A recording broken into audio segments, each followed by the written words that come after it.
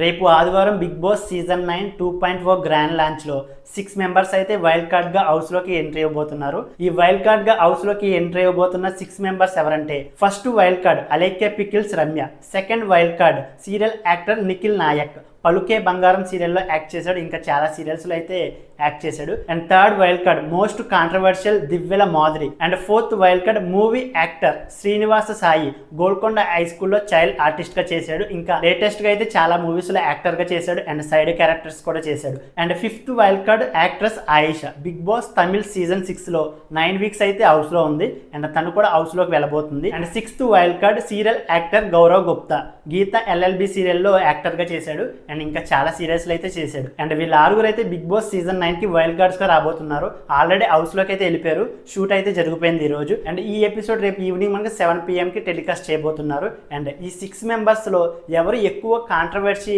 చేస్తారనిపించిందో and ఎవరు ఎక్కువ content create చేస్తారో అండ్ ఈ 6 వైల్డ్ కార్డ్స్ లో ఎవరు మీకు బాగా నచ్చారనిపించిందో వీడియోని లైక్ చేసి మీ అభిప్రాయాన్ని కామెంట్ చేయండి. మన ఛానల్ని ఎవరైనా సబ్స్క్రైబ్ చేసుకోకపోతే ఇప్పుడే సబ్స్క్రైబ్ చేసుకోండి.